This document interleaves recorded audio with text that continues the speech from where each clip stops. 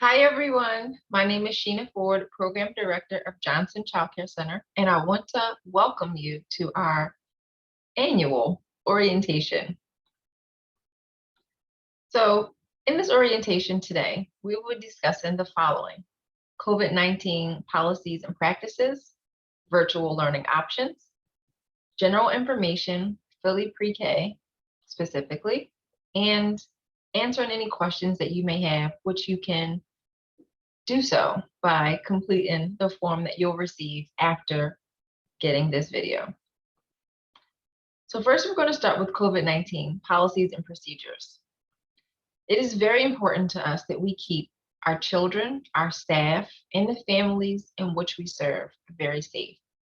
We have made adjustments to the illness policy, which has reduced the temperature from 104 to 100 degrees Fahrenheit as acceptable into the program.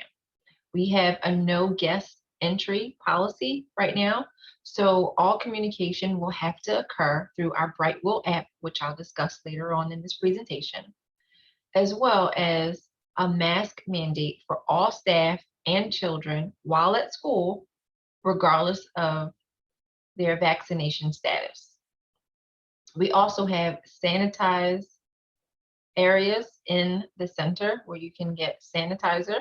We also have siblings in the same classroom to reduce children going back and forth through multiple classrooms, as well as new policies in the program, which I'll highlight in a few seconds, as well as social distance lunch arrangements and sanitizing policies for toys that's done several times per day, as well as a mandate for communication about COVID-19 exposure. So these are some of the practices that are in place. We have paper bags, which will hold each of the students' individual masks during nap time, because they can't have masks on at nap time. We also have limited spaces allotted for each interest area. We also have space that is provided for smaller groups in each of the areas as well to reduce the spread of COVID-19. So there's a screening that's done each day, and we ask parents, has the child been exposed to anybody who has been tested positive or has symptoms of COVID-19, as well as has there been any travel outside of the state? We do this to ensure that each of our students and staff are safe and free of COVID-19 as best as we can. We ask that you report any Category A symptoms or Category B symptoms. The difference between the two, one is a little less intense than the other, but we do ask that both sides, Category A and B, be reported. In the event that someone tests positive or has symptoms, we're requiring a 10-day quarantine period. If the person receives a positive COVID test, we ask that you refrain from coming to the center and do a 10-day quarantine at the onset of symptoms. If a child shows symptoms, parents are asked to have the child refrain from coming to school for 10 days or have the child get a COVID-19 test. If the child's symptom-free and test negative, then the child can return sooner than 10 days. We also have the option for remote learning, which will include packets being sent out in the event that the child or any family member tests positive or has symptoms of COVID-19. And there will be video access for students to participate in activities if they're feeling well enough to, so that they can engage with the students throughout the course of the day. For Philly Pre-K, this is information that every parent needs to know. Our program opens at 6 o'clock a.m. and closes at 5 p.m. We also want to preface that Philly Pre-K starts, the school day for Philly Pre-K students starts at 8:30 and ends at 3 p.m. If any family member would like to have their child enrolled in before after or before and after extended care services that you communicate with the office to sign up for that. Today, we'll go over a number of forms that some of you either have filled out or still need to fill out. And these forms can be located at jccenroll.com. So the emergency contact form is the form that every child in the program needs to fill out, which has information for us to use in the event of an emergency. We ask that this is filled out completely and signed, as is a DHS regulation that it is completed. We also have all families fill out the meal form, which gives permission for us to provide breakfast, lunch, and snack for students. If parents opt to refuse to have the program provide meals, then you can opt out and do a refusal form. If parents choose to have the child not be on the food program, we just ask that you provide healthy meals and snacks to the school, as the whole day, including lunch, is an opportunity for us to teach health to the students at all times. We will not be able to serve students snack foods such as cakes, donuts, potato chips, sugary drinks, or sodas. For tuition, we do ask that families make payment for tuition Friday prior to the week of services rendered. We do allow cash, debit, or credit, and email online payments as well. Alternatives to paying out of pocket would be to sign up for Early Learning Resource Services, which is an income-based program that provides services financially to parents for a reduced fee. These are our published tuition rates if you're interested to pay out of pocket. We also have late charges for late pickup, which is $5 for the first minute and $1 for each additional, and late payment fees of $15. If parents would like to opt in to extended care, there's a financial agreement in addition to the original one that's done at enrollment for the extended fee for services. Early Learning Resource Center is that family-based income program that provides services to parents based on their income. And at this time, there is not a wait list. So if you think you might be eligible, we recommend that you give ERLC a call to have your application put in and processed for eligibility. Authorized pickups are people who are on the list either for emergency contacts or emergency people that come to the center in the event that no one on the emergency contact can pick the child up. We ask that each family be cognizant that all of our staff may not have had contact with them in the past. So we ask that everybody that attends the program, comes to the center, has photo ID on them in the event that you are asked. In the event of an authorization pickup, we would ask that you call the center, notify us of the person's first and last name, and the time in which the pickup person will arrive at the school so that we can notify teachers. At that time, the person would go to the office and show ID. We would verify that the person is okay to be released. We'll give a call to the parent to verify that it's still okay to release this child to this person, and then we'll sign the child out. Speaking of positive guidance and behavior, it's our goal to support each of the children to positive interactions with other people. Our entire day is how we interact with one another, and there are several opportunities for teachers and staff to support the children and learn how to communicate in a positive way. We support the parents in many ways through documentation for early intervention services in the event that the child could use additional services outside of our education. We also have meetings and evaluations at the center virtually right now. And then we also provide ample resources to families in need. It's important for the child to realize and for the families to support the fact that our program and the families are all on the same team. It is our goal to prevent suspension or expulsion from the program at all costs. And there are several steps that are taken before the program would have to come to that unfortunate decision.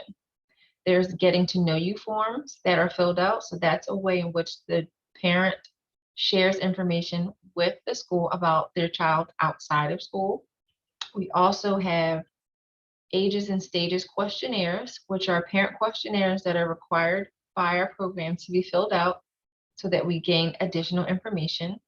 We'll also have a team meeting to address any concerns and make changes and adjustments to the classroom for appropriateness for activities and supervision practices as needed. There are a number of different strategies that are in place that are used to support the student so that everybody gets the best experience through early education as possible. In the event that there's a need for additional services, myself, the assistant director, the office manager, and the teacher all support the parent in providing them information needed for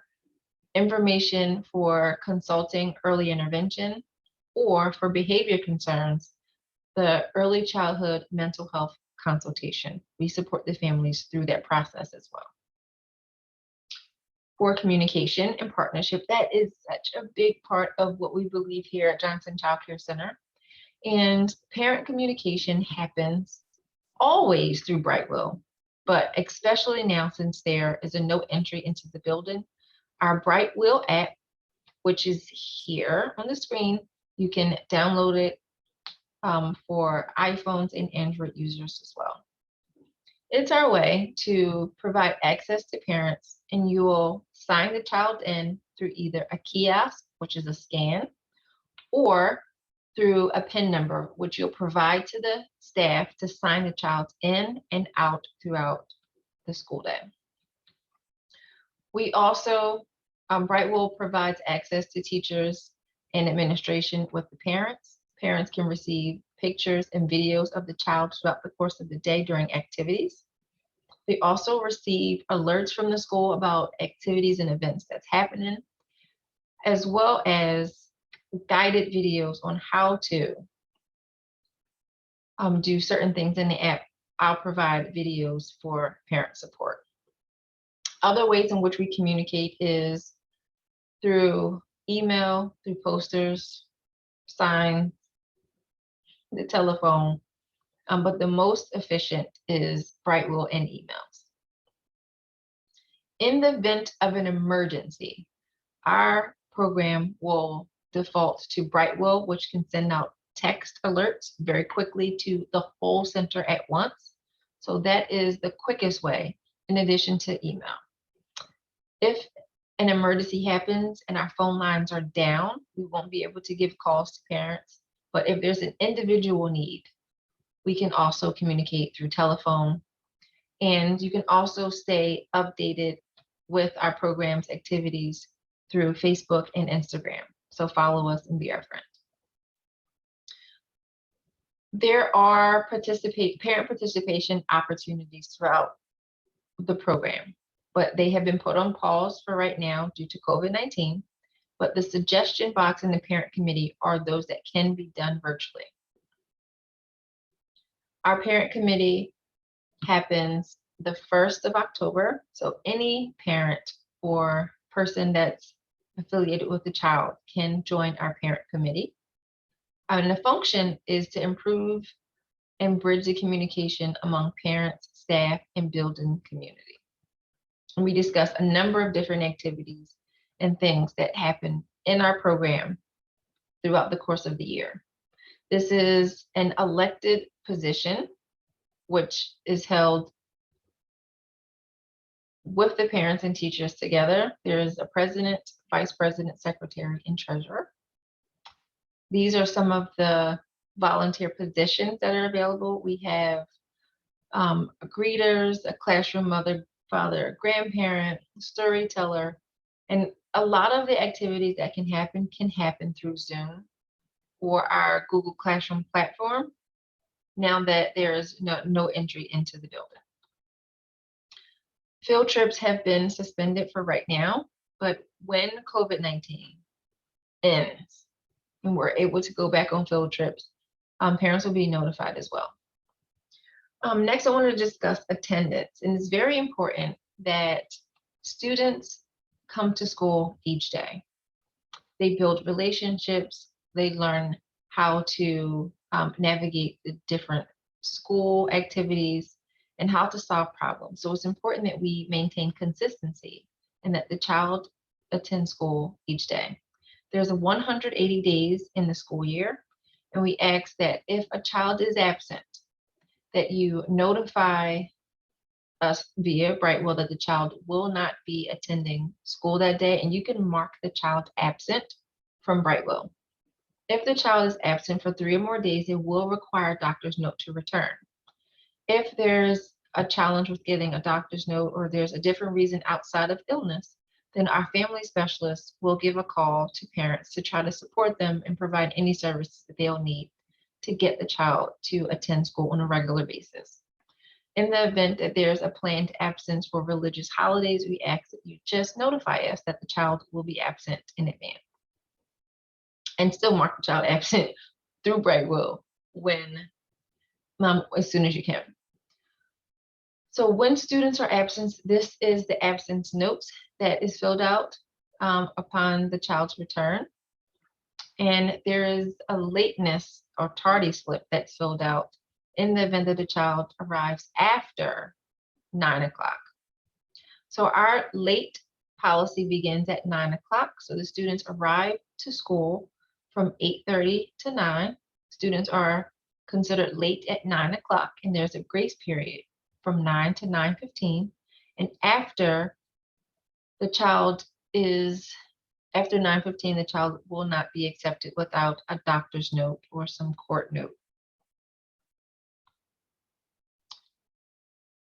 Our program is a uniform program, and we have a light blue uniform shirt and a navy blue uniform bottoms. The footwear is up to the parent, and it doesn't have to be in blue color. Students can wear the pants, the dress, the skirt, or the shorts. Those are all acceptable uniform bottoms. We do have guidelines for the uniform which do not accept sweatpants, large accessories such as tutus, large jewelry, any embroidery on the uniform, any large logos, or open toe shoes or sandals. So the curriculum is how we assist the children in making sure they're prepared for the kindergarten. That's our overall goal. And the creative curriculum is the curriculum that we use that has a heavy focus on literacy, mathematics, science, social studies, art, and technology. Homework is an option. It's not a requirement in our program, and parents are required to sign up for the homework through a link that will be sent at the end of this video. So parents, we're asking that you request or opt in to homework if you would like. And this homework is represented through packets that is sent home on Monday and then returned back to school the following Monday in the book bag. The classroom is separated into different interest areas. There are 11 interest areas, and these photos can show a little bit about how the classrooms are divided into the different interest areas. As you can see, there's a large area here, which is our circle time or gathering area. We have library, fine motor activities, toys, games, puzzles, block area. On the side is outside of the frame of the picture is our sand and water table as well. So our goal is to assist the child in being ready for kindergarten. You'll hear that from this orientation all the way up until graduation, that we are preparing the child for kindergarten and beyond. From the first day of school through graduation, we do offer a list of activities that are done throughout the course of the month that are aligned with the kindergarten standards. So from September all the way through June at graduation, these are a list of some of the activities that are present to help families get ready for the transition to kindergarten. It is our goal at Johnson Childcare Center that each student has been fully enrolled into kindergarten by January of this year coming up. So that's our overall goal, 100% enrollment into kindergarten. And we will assist families in finding neighborhood schools or signing up for charter schools or private schools of your choice. A way in which we track the children's progress is through assessments. There are 3 assessments that are done throughout the course of the year, one in November, one in February, and then one again in May. There are 2 conferences that are had that will allow families to engage with the teacher about how the child has progressed from the first day until the next date. And those meetings are held in November and in February. The last report card period does not have a meeting, but there are notes that are sent home to parents to let them know how their child has progressed throughout the course of the year. There are questionnaires that which I discussed, the Getting to Know You form, the Ages and Stages questionnaire, which all help provide the teacher and administration with a whole look at the child inside and outside of the classroom. This information is kept in the child's portfolio, which is a collection of photos, child's samples of work that they complete in the classroom, anecdotal records, and classroom achievements. And these are for both physical and binders in the classroom, as well as digital. And some of these activities you'll see in our Brightwell notifications throughout the course of a day through pictures and videos. Teachers and parents are linked together through a number of different interactions throughout the course of the day. It's through our daily communication in Brightwell. It's in our morning wellness exam that we do each morning to ensure that the child is well enough to come to school. We also have pre-existing reports, which are reports that are notifying the families of an incident that occurred outside of the center. For instance, the child was playing and fell over the weekend and scraped their knee. The child comes to school Monday. The teacher does the well exam and observes that this child has an injury. We'll just document it that it happened. We also track changes in routines and behaviors in any traumatic event or loss that occurs with the child, because that information can help us provide support for the child in transition through preschool into kindergarten and in life in general. There's gross motor play that occurs, and uniforms should be worn with sneakers. There's not a gym uniform, but students do go outside every single day, weather permitting. And these are our guidelines for outside play. 25 degrees to 90 degrees, any temperature between there, the child will go outside unless there is active precipitation, snowing, raining, hailing, if it's a air quality alert or it's too windy. Those will be the only reasons why the child will not go outside. So we ask that students, even though they're driven in the car, have on a heavy coat. They have on layers so that they could participate outside in comfort. So what to know for the first day of school? The first day and the second day of this school year will be getting out of school at 1 p.m. So the school day will be from 8:30 a.m. to 1 o'clock p.m. You can expect valet service, which means that we're asking for parents to remain in the car. A staff person will come to your car, collect the child and their things, and transition them into the building. This is a service that we offered before COVID, and it's really important that we do so now. Students will be picked up at the curb. We'll be using the sign-in portion of the Brightwell app, which would be you would scan our phone or our iPad or give us your 4-digit PIN, and then that's the way in which you'll sign the child in.